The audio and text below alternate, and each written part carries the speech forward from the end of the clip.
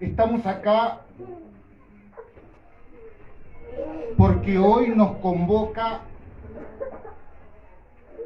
Camilo. Hoy nos trajo a nosotros a esta instancia, a este momento.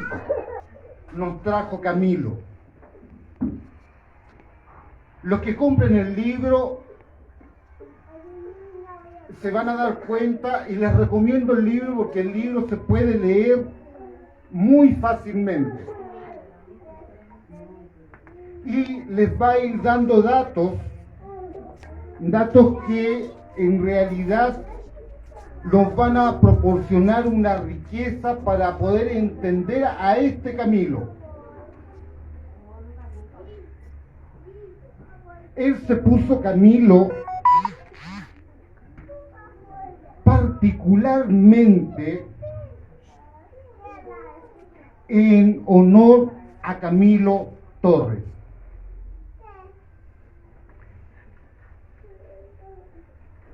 No sé si todos sabemos quién es Camilo Torres, pero Camilo Torres fue un sacerdote colombiano que optó por la teología de la liberación, y no solamente optó teóricamente por la teología de la liberación, sino que lo puso en práctica tomando la opción no solamente por los pobres, sino que tomando la opción por la vía armada.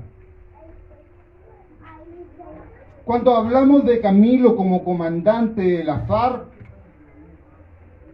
va entre nosotros ese Camilo, anda entre nosotros ese Camilo que fue capaz de sintetizar en su quehacer cotidiano en la selva colombiana este quehacer que era ser marxista, leninista, y también incorporar el cristianismo en esta lucha popular revolucionaria que se llevó a cabo en Colombia y que sigue llevando a cabo en Colombia. Sabemos e ignoramos mucho de estos quehaceres que tenía que manifestar o que cumplir Camilo en las montañas de esta Colombia tropical, de esta Colombia de abundancia de lluvia, de esta Colombia de abundancia de ríos, de esta Colombia en donde tenemos tres cordilleras de los Andes: la occidental, la central y la oriental. Digo estas particulares geografías porque en el mismo libro, si lo leemos con detalle, meticulosamente, tanto Camilo como aquellos camaradas de armas, compañeros en la lucha de liberación de Colombia, nos van a dar indicios de los lugares en donde Camilo se encontraba. Tener en cuenta esta geografía y esta particularidad nos va a proporcionar entender qué es lo que era marchar en la selva con 80 kilos en las espaldas, con un fusil de que a lo menos pesaba 3 kilos, que lo más factible, lo más posible, tenía que llevar mínimo 3 cargadores de 30 municiones, 2 granadas y solo una muda de ropa. Nada dentro de la FARC,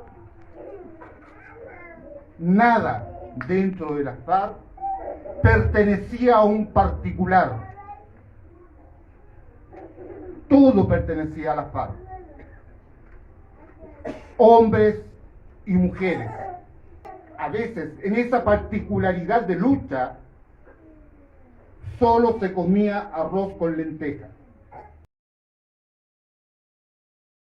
La aviación la Fuerza Aérea Colombiana bombardeaba con bombas de ruido de alta expansión. ¿Qué significaba eso? Para nosotros, los ignorantes de esas particularidades, significaba que si él se lanzaba de espalda o de panza, se reventaba completamente. Significaba de que a veces solamente tenían un lugar a donde dormir y que antes de dormir tenían que hacer zanjas, justamente porque si los bombardeaban podían saltar a la zanja y de esa forma cubrirse de las expansiones de las bombas. Tiene toda una historia que lamentablemente no nos pudo explicar, no nos pudo enseñar. Y es por eso que es dificultoso para nosotros estar aquí, porque es nuestro hermano, un hermano de la lucha revolucionaria por el socialismo de América Latina. No basta con que el nombre de nuestra organización se llame Facundo Molares. No nos basta. Nunca nos va a llenar eso.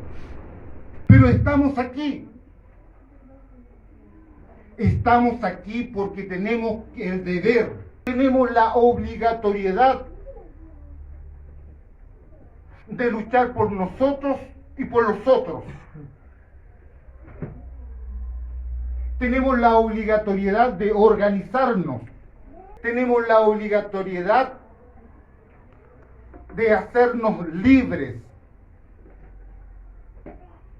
Tenemos la necesidad de construir el socialismo como una alternativa real y concreta en contra del neoliberalismo. Estamos aquí porque con el libro de Facundo vamos a aprender, vamos a entrar a un mundo concreto, a una realidad objetiva. No es un texto teórico, es un texto práctico. No es un libro para elucubrar, es un libro de semilla para ser plantado en cada uno de nosotros. Las experiencias de Facundo que nosotros vamos a encontrar dentro del libro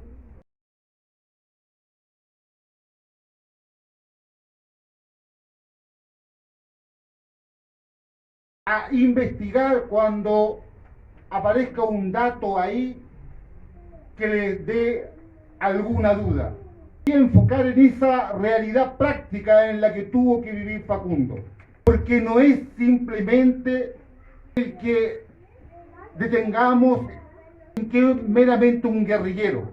Para hacerlo tuvo que pasar por muchos acontecimientos. Compañeras, compañeros, agradezco de que hubiésemos tenido esta capacidad de reunirnos para poder estar en este día. Insisto, es el día del asesinato de mi camarada, pero presentar a este Camilo. Y necesitamos a muchos Camilos acá en nuestra tierra, en la Argentina. Muchas gracias, compañeras, compañeros.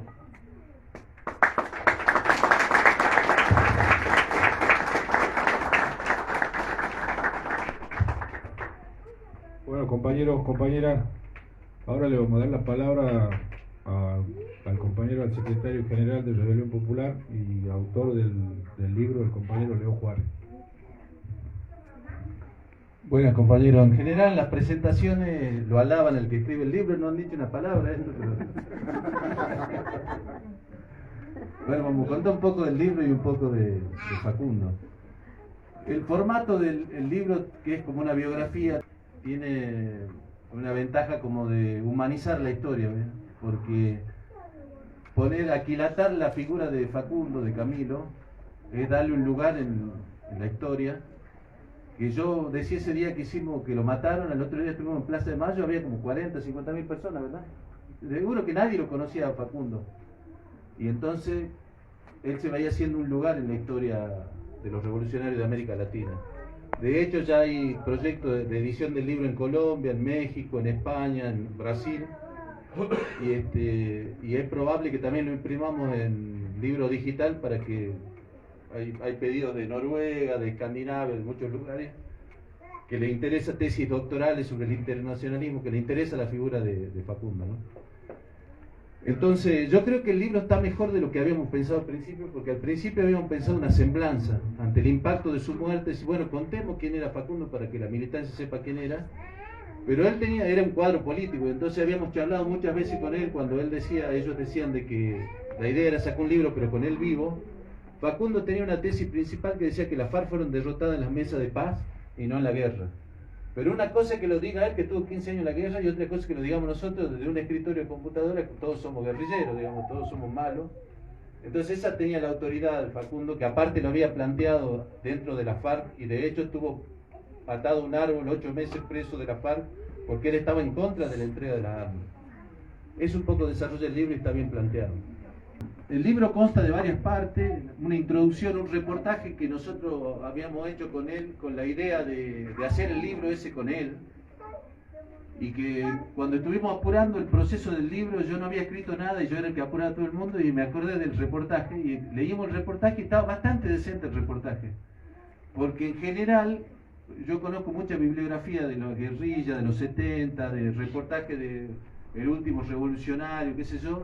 Hay una cosa medio bizarra, le dicen, cuando vos mataste, ¿cómo mataste? ¿Cómo fue tu sensación cuando mataste por primera vez?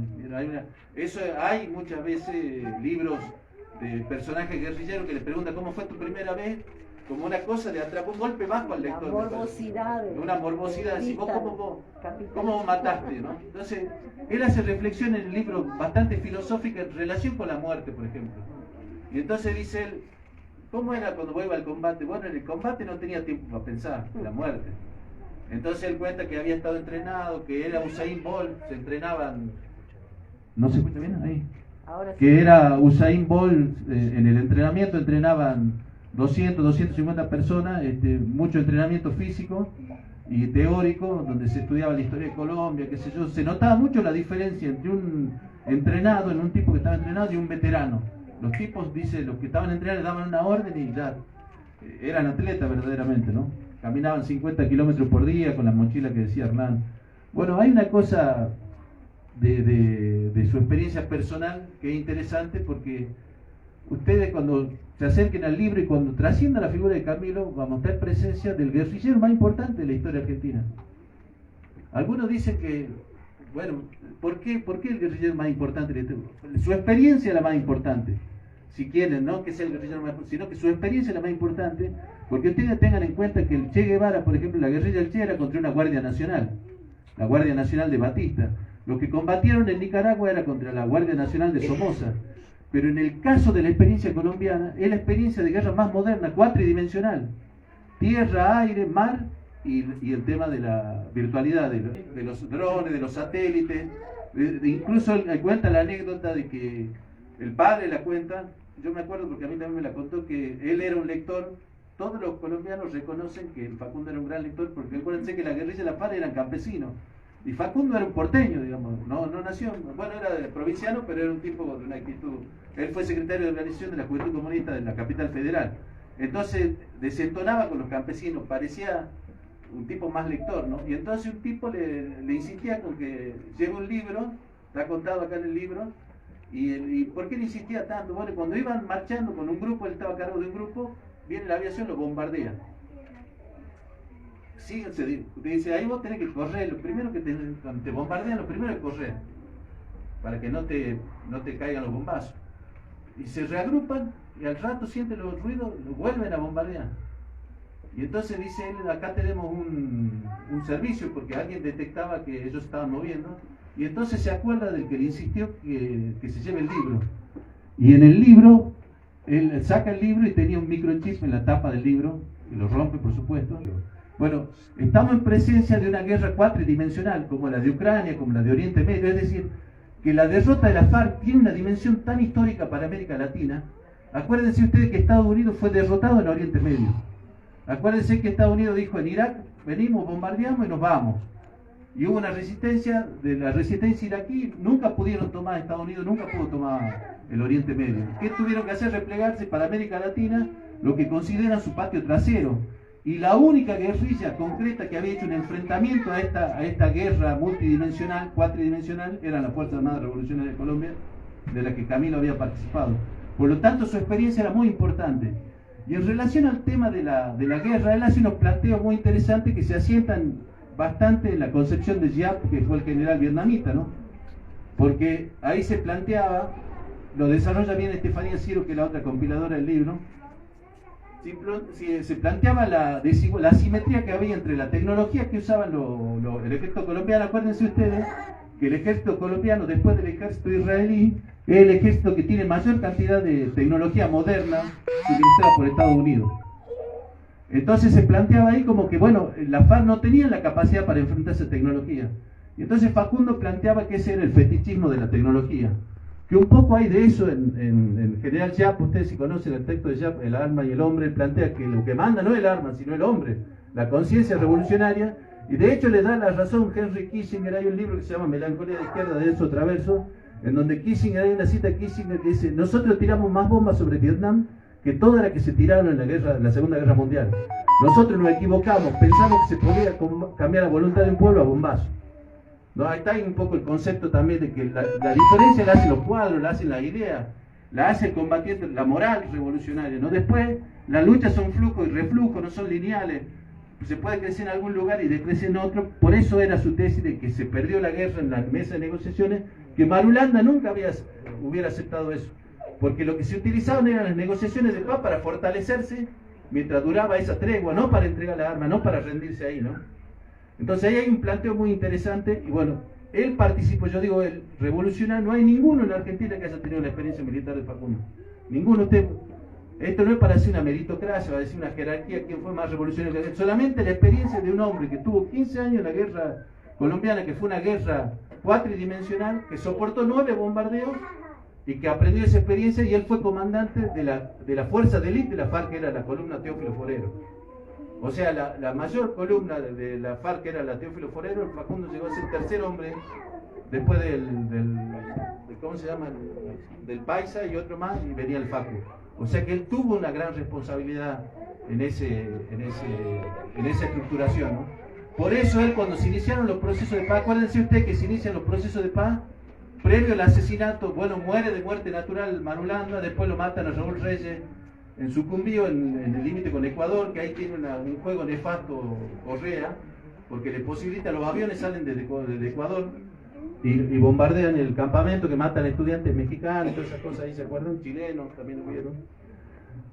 Después lo matan al Mono Jojoy, ¿se acuerdan que bombardean, lo matan al Mono Jojoy? Y después lo matan a Alfonso Cano, que Alfonso Cano era el impulsor de los procesos de paz, que era el comandante en jefe de la FARC. Lo matan Alfonso Cano con esta tecnología, porque ellos lo que hacían era que con la ropa que compraba la FARC te metían un chip, entonces te detectaban ahí. Y al otro que matan es al muchacho el comandante más joven de la FARC. En su propio custodio, ¿se acuerdan? Que lo entrega y le corta el dedo al comandante para llevar el testimonio de que él había entregado, porque a él lo habían comprado los servicios franceses. Porque Total, usted conoce la empresa Total, esa petrolera, ¿no? Y acuérdense que, fíjense ustedes que a la candidata presidencial, ¿cómo se hicieron una película? Roja era una de las chicas y la otra era la candidata presidencial, que no me acuerdo ahora el apellido. Las rescatan los servicios franceses, no son Ingrid Betancourt. Ingrid Betancourt y Roja la recuperan los servicios franceses. Entonces había a este comandante joven de la FARC, los servicios de inteligencia lo habían contactado, le ofrecieron la libertad para él y para su familia, le ofrecieron guita, y el tipo lo entrega a su comandante. De hecho le cortan la mano, lo entregan, después le pagaron, no lo llevaron a Francia al traidor, ¿no es cierto? Bueno, la tesis de Facundo de que entregar la arma era un error se mostró hoy correcta, porque ¿qué pasó con con los guerrilleros. Nosotros tenemos conversaciones seguidas con gente colombiana que están en los procesos de paz. De hecho, Estefanía está participando en los procesos de paz porque hay procesos de paz con el ELN ahora, por ejemplo. ¿Y qué pasaron? Le ofrecieron la desmovilización con proyectos productivos. Lo que hay son 600 guerrilleros asesinados. Y no hay ningún proyecto, solamente el 5% de todo lo que entregaron las armas están cubiertos por proyectos productivos. O sea que es una bomba de tiempo. ¿Qué es lo que pasó? De que se fragmentó lo que era un gran ejército que tenía presencia militar en el 80% del territorio colombiano y tenía capacidad operativa a 50 kilómetros de Bogotá. Hoy está disperso en grupos como la Segunda Marquetalia u otros grupos, que de hecho el otro día vimos un diario, El Nacional de Colombia, uno de los grupos disidentes, porque ustedes saben, se armó La Rosa, que el partido el Comunes, que participó del negocio, del negocio, porque fue un negocio de las negociaciones de paz. Se beneficiaron los dirigentes y la gente quedó en la lona, y bueno, y la disidencia tomó una comisaría en una zona de campo y estaba la Facundo Molar, el comandante Camilo, en las consignas. O sea que sigue siendo una bandera, no solamente en la Argentina, sino en Colombia, en la lucha guerrillera, la figura de Facundo, ¿no? Entonces yo creo que cuando se conozca más su vida, sus acciones, él va a alcanzar una mayor dimensión histórica. Por eso el interés de presentarlo en distintos lugares. De hecho, en España me habló un vasco que está por presentar una tesis doctoral sobre el internacionalismo y le interesa la figura de Facundo. Bueno, hablando un poquito del libro, Facundo es un guerrillero sui generis, porque nosotros que venimos de organizaciones, este movimiento Rebelión Popular tiene mucho ex-PC y tiene de otros grupos como Quebracho y de otra gente independiente, y muchos que no son de ningún partido previamente. Pero los que venimos de organizaciones sabemos de cómo es la articulación internacionalista. Si vos haces un acuerdo con el Frente Sandinista, bueno, el compañero también es un compañero internacionalista. Vos haces un acuerdo con el Frente Sandinista, te dan un punto de referencia, vos dejás al contingente ahí, te lo alzan y tenía garantía de que iba a llegar y que te iban a entrenar todas esas cosas. Facundo fue por la de él. Él vino a Salta y no. ¿Ustedes se acuerdan que vino Javier Calderón por toda la Argentina, que era el embajador del canciller de la FARC? Bueno, Facundo sale de la Patagonia para juntarse con Javier Calderón y Javier ya se había ido de Argentina. Entonces él se va sin nada. Se va sin nada y muchos discutimos un año. Vos, ese boludo, ¿cómo te va a ir así? Porque ¿qué podía pasar ya que te agarre? Que la FARC te fusile porque piensa que sos servicio. Si vos no tenías nadie, te presenta a vos. ¿A quién te conoce a vos, argentino? No te conoce nadie. La FARC lo podrían haber hecho cagar fusilando, porque lo podrían haber fusilado los paramilitares por guerrillero, por zurdo, y lo podrían haber metido en cana los milicos, matado a los milicos por zurdo. O sea, él es un personaje desde ese punto de vista sui generis de cómo él llegó a la FARC. De hecho, en el libro cuenta cómo él era estudiante de escuela industrial, y él dice que se hizo los primeros mangos arreglando en los ciber, que había ciber en esa época, todo el cablerío de electricista, ¿no? Entonces fue un personaje sui generis, pero fue también sui generis el momento en que se va, ¿no? En el sentido de que un hombre del conurbano bonaerense que vivía en la ciudad de Buenos Aires se va a Colombia, ¿no? Y entonces él explica en el libro, dice, nosotros participamos del 2001, todos los que militamos en los 90 veníamos de derrota en derrota, pero de resistencia en resistencia. Porque se acuerda que privatizaban esto, privatizaban aquello, íbamos a pelear, nos hacían cagar, pero peleábamos, estábamos curtidos por la pelea. Y en el 2001 dice, éramos pocos los del Cordobazo ya no vivían, o eran pocos los que quedaban, pero muchos habíamos participado en el 2001, y no tuvimos la capacidad de esa ventana de oportunidad de transformarla en una situación revolucionaria. ¿Cuándo iba a pasar un 2001 de nuevo, dice él? De acá 50 años, yo hice cuenta, tenía 25, ya iba a ser viejo en otro 2001. Así que dice, yo me voy a Colombia porque ahí es donde avanzaba la revolución, había posibilidad de poder, era noticia a nivel mundial, ¿no? Entonces ahí también es un personaje que sale de los cánones de la militancia organizada, que dice, bueno, hagamos un acuerdo, bueno, hacemos un acuerdo entre organizaciones, nosotros te mandamos 10, se preserva la seguridad de los compañeros cuando llegan, cuando salen, hay coordinación, nadie se manda por su cuenta, ¿no? Entonces, dos cosas que lo hacen original, una se manda por su cuenta y otra que en un contexto de derrota, acuérdense ustedes, que después de la caída del muro de Berlín, el horizonte de la revolución, hay una pérdida de sentido de horizonte. ¿Para qué vamos a hablar de revolución? ¿Para qué vamos a hablar de socialismo? Si es el fin de la historia. Fukuyama se puso de moda, ¿no es cierto? ¿Para qué? Ya no había que luchar por la revolución. El capitalismo era la única salida posible. Era lo que había. Será malo o bueno, pero es lo que hay, no hay nada. ¿No ves que se cayó el muro, que se cayó la ex Unión Soviética? Es el otro elemento que un tipo, en una situación de derrota contrarrevolucionaria, que no era una derrota militar, porque de las derrotas militares uno se recupera rápidamente. La Comuna de París implicó una derrota, mataron 35.000 personas en una semana, pero en 20 años después el fantasma del comunismo daba vuelta por Europa y hicieron la Revolución Rusa en el 17. Porque no fue una derrota cultural, fue una derrota militar. Nosotros sufrimos con la dictadura militar una derrota cultural, política, militar y cultural. Es decir, que nuestra idea estaba en el basurero de la historia. Yo me acuerdo porque yo militaba, muchos somos militantes de esa época, íbamos a presentar, eran como los dinosaurios, Jurassic Park. Mirá, esto existe todavía, lo loco esto. Mirá lo que vienen a plantear, son cosas que están fuera de onda. Pero está claro que no está nada fuera de onda, porque lo que está claro es que para resolver los problemas mínimos de la humanidad, si el mínimo que coma, que se eduque, que tenga techo, que tenga vivienda, se necesita de una radicalidad política que solo puede dar una revolución. Porque acuérdense que la revolución rusa era por pan, por tierra, por paz, no era por socialismo. Bueno, nosotros si queremos que la gente coma, que la gente gane bien, que tenga trabajo, tenemos que producir una transformación estructural de la sociedad. Y eso implica pelearse con alguien. O sea, pelearse con los poderosos, porque los poderosos se defienden. Cuando la Burri dice, usted no corte porque yo le pongo un protocolo y lo cago a palo, lo que está haciendo es defendiendo a la clase que sustenta el poder. ¿Y nosotros qué podemos hacer? No vamos porque no queremos que nos caguen a palo, o vamos porque nos gusta que nos caguen a palo, ¿no? Porque ahí lo plantean al tema de la violencia de un lugar patológico. Esto también habilita, Facundo, la discusión de la violencia, porque la violencia está radiada de la buena conciencia. Solamente se entiende la violencia entendida como orden de arriba para abajo, que lo único que están en condiciones de aplicar la violencia son el Estado.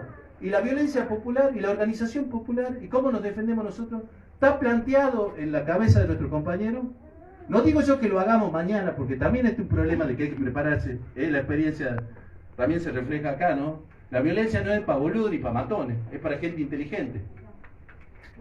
Pero si no nos da el cuero, por lo menos la pensamos. Pensamos los escenarios posibles. Esta situación se va a profundizar. El monopolio de la violencia lo van a ejercer cada vez más desde el Estado. Por lo menos este muchacho está dispuesto a hacerlo, ¿no? Uno escucha las declaraciones de Milei y no hay ningún loquito. Él, a diferencia de los otros, plantea una aceleración de su política de ajuste. Y la aceleración implica la utilización de la violencia, del monopolio de la violencia y la coerción. Bueno, eso está planteado también. Él dice, yo en el 2001 perdimos la oportunidad, me voy para allá. Y bueno, y cuenta cómo se incorporó, y cuenta cómo fue el ejercicio. Él ya era viejo en la FARC, él tenía 25 años, pero los combatientes tenían 16, 17, 18. Él cuando va a la escuela de formación, porque no te nombraban guerrillero hasta que no hacía la escuela de formación, pero él ya llegó veterano, ya llegó con 2 combates a la escuela, porque demoraron como 2 años para que él vaya a la escuela. Y así que él ya había tenido una experiencia, pero su primera experiencia de fuego, lo cuenta en el libro, fue una lucha de 12 horas, desde las 5 de la mañana hasta las 5 de la tarde, con incendio, con bombardeo, ¿no? Sin desayunar, sin comer, esas cosas. Bueno, ahí está planteada también el tema, aparece también el tema de la ternura, ¿no? Porque él era un tipo tierno, Facundo. Se hacen los dos olvidaron que él se decía, hay que endurecerse sin perder la ternura jamás. Hay una cultura más o menos en la izquierda de endurecerse y no ser tierno, pero a veces se le notaba su ternura. Por ejemplo, cuando hablaba de la madre, porque se imaginan un tipo que se va a la FARC, no había información. Yo la tuve que recibir a su hermana acá, porque ellos querían hacer la denuncia en Interpol, porque no sabían dónde estaba Facundo. Yo le digo, mira, si vos haces la denuncia en Interpol, lo estamos entregando, porque nosotros no sabemos dónde está. Yo no tenía información de él. Después me mandó unos mensajes que también está. Después que murió mi viejo, manda una carta bien emotiva sobre mi viejo, el Facundo acá, de puño y letra, y a él le decían Paturuzú en Orán, pone el seudónimo para que sepa que era él y no estaba infiltrada la carta, ¿no? Entonces, el tipo había regalado muchos libros, pero un libro que parece que regalaba mucho era El Estado y la Revolución de Lenin. Y manda a una chica a una Victoria Montaño se llama, que era él. Bueno, algunos que conversaron con Facundo saben más que yo, que conmigo no hablaba mucho de esos temas. Él tuvo pareja en la guerra y a una se la mataron en un bombardeo. Y a otra de la Victoria Montaña, parece que es la que compartió las cartas que él le mandó, donde le regalaba el libro, el Estado y la Revolución, pero con connotaciones románticas, ¿viste? Sí, yo te amo como ama Lenin la revolución, y una cosa así. Bueno, tiene que leer el libro, pero quiero decir que hay en la composición nosotros somos militantes de la vida, somos militantes del amor, ¿no es cierto? En el sentido que siempre se identifica a la izquierda con los violentos, ¿no? Se le identifica con lo que le gusta el quilombo, como si fuera una patología, como que a nosotros nos gusta que nos caguen a palo. A nosotros no nos gusta que nos caguen a palo, sino que nosotros tenemos dignidad y nos movemos por ideas que son ideas de solidaridad, de fraternidad, de amor al prójimo, que no somos felices si nosotros estamos bien y la mayoría se caga de hambre. Bueno, esas son cosas que hacen que un muchacho que no tenía problemas personales económicos entregue su vida, luche por la causa hasta las últimas consecuencias. Que el momento de la lucha revolucionaria es más alta que la guerra civil, ¿no? En la que él participó en Colombia. En la lucha de clase hay muchos momentos, el más alto es el de la guerra civil, en donde él se manejó con mucha destreza porque tuvo 15 años en la guerra, ni una herida. Y bueno, acá le cuento un poco de intimidad, porque nosotros fuimos bien amigos y nosotros resolvimos sacarlo de la Argentina. Entonces le decimos, andate a cubrir a Bolivia el proceso político boliviano. La cosa es que, ¿qué pasó ahí?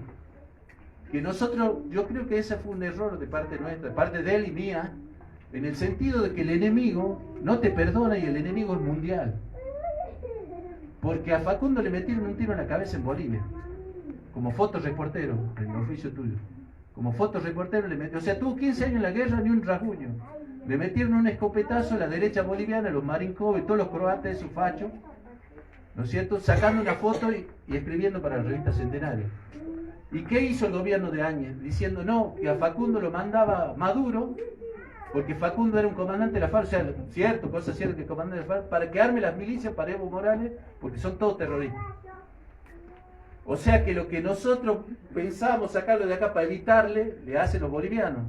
Y ahí lo deterioraron, porque él cuando vino era un atleta. Pero en Bolivia, ustedes se acuerdan, están las fotos, los videos, donde él estaba así inflado, tenía, bueno... Y esa también es una situación que relata el Hugo, el padre, pero relata el tema procesal. Y después cuenta Hugo que él fue, lo tuvieron secuestrado al Hugo y a la mujer. Como estaba un NN en la guardia del hospital, él pregunta, ¿lo ve? Estaba hinchado así. Bueno, ahí quedó mal del corazón y con todos los problemas. Perdió un ojo. No le podían tocar el cerebro porque no le podían hacer resonancia magnética porque tenía los plomos en el cerebro y las resonancias son imanes, si te movían te podían destruir la cabeza, en fin. La dictadura boliviana dañó a su cuerpo lo que no le hizo la guerrilla colombiana, ¿no? ¿Y qué pasó? Facundo fue consecuente hasta la última consecuencia, valga la redundancia, en el sentido de que él no estaba de acuerdo con la entrega de las armas. Por lo tanto, Facundo entregó el fusil a la FARC. Pero él no firmó el compromiso de no enfrentarse al Estado burgués, porque te hacían firmar un compromiso que nunca más te iba a rebelar contra el Estado burgués en ningún lugar. A él le parecía una traición eso. Pero nosotros logramos que entre a la Jurisdicción Especial para la Paz. Porque cuando le piden la captura a una Fiscalía Común de Colombia, de la Justicia Común, vía Interpol, el forro de Aníbal Fernández inmediatamente lo detiene en Esquel, en la casa de los padres. Y está en Rawson, en el penal de Rawson, varios meses preso y después está en Ezeiza, varios meses preso. Ahí que se hizo una campaña que participaron muchos de los que están acá, los compañeros, para lograr la libertad. Bueno, Facundo se instaló como un fotoreportero, ¿no? Ahora sale el Facundo guerrillero, pero mucho, ¿cómo se llama la de los periodistas de Buenos Aires? Sin prueba le quiere poner una placa en el sindicato de Buenos Aires de la prensa. Acuérdense que en el golpe boliviano lo mataron a Sebastián Moro y Facundo, son los dos presos, en las condiciones peores, si ustedes se fijan, lo filmaron. Y acá también está lo otro de cómo son las guerras actuales, ¿no? ¿Por qué se pierde esa guerra de la FARC en las condiciones que estamos hoy? Y por último, lo matan en el obelisco el 10 de agosto, donde nosotros estábamos haciendo una actividad que era quemar una urna, no estaban ni siquiera cortando la 9 de julio ni nada, sino que estaban sobre la vereda, y claramente lo fueron a buscar. La causa es probablemente, prescriba la causa, salvo que el padre la sostenga. Nosotros ofrecimos los testigos, pero después no tenemos perito de parte. El perito de parte sale $5.000, $6.000 para que te haga el peritaje, para vos tener una oposición. Los tipos dicen que las marcas que tenía Facundo, ustedes lo vieron en la televisión, que los compañeros le decían, salgan de encima, sáquenlo de encima, lo están matando, Y el tipo dice que las marcas que tenía Facundo morado en el cuerpo, los peritos dicen que era propio de los masajes que le hacían de reanimación. Y los abogados nuestros de la gremial de abogados dicen que el Estado sabía que Facundo estaba enfermo porque ellos siempre pidieron el informe sobre la situación de Facundo. Y por lo tanto nosotros siempre le dimos los informes, aparte eran hospitales públicos los que le llevaban el control a Facundo. Bueno, un poco eso está contado acá en este libro. Yo creo que es un libro más logrado de lo que pensaba en un principio. Acá importa mucho el aporte de los colombianos. Bueno, yo termino con Pablo Neruda. A Facundo en realidad le gustaba una cita de Andrés Rivera de La Revolución en Sueño Eterno, que es cuando el reloj, no me acuerdo la cita, por eso no la hago, pero también le gustaba. Piden a alguno que este asunto humano, con nombres y apellidos y lamentos, no lo trate en las hojas de mis libros, no le dé la escritura de mis versos. Dicen que aquí murió la poesía, dicen algunos que no debo hacerlo. La verdad es que siento no agradarles, los saludo y les saco mi sombrero, y los dejo viajando en el Parnaso, como ratas alegres en el queso. Yo pertenezco a otra categoría, y solo un hombre soy de carne y hueso. Por eso si apalean a mi hermano, con lo que tengo a mano lo defiendo, y cada una de mis líneas lleva un peligro de pólvora o de hierro, que caerá sobre los inhumanos, sobre los crueles, sobre los soberbios, pero el castigo de mi paz furiosa no amenaza a los pobres ni a los buenos. Con mi lámpara busco a los que caen, alivio sus heridas y las cierros, y estos son los oficios del poeta, del aviador y del picapedrero. Debemos hacer algo en esta tierra, porque en este planeta nos parieron, y hay que arreglar las cosas de los hombres, porque no somos pájaros ni perros. Y bien, si cuando ataco lo que odio, o cuando canto a todo lo que quiero, la poesía quiere abandonar las esperanzas de mi manifiesto, yo sigo con las tablas de mi ley, acumulando estrellas y armamentos, y en el duro deber americano no me importa una rosa más o menos. Tengo un pacto de amor con la hermosura, tengo un pacto de sangre con mi pueblo. ¡Viva Facundo Molares! ¡Viva! ¡Viva la lucha revolucionaria! ¡Viva!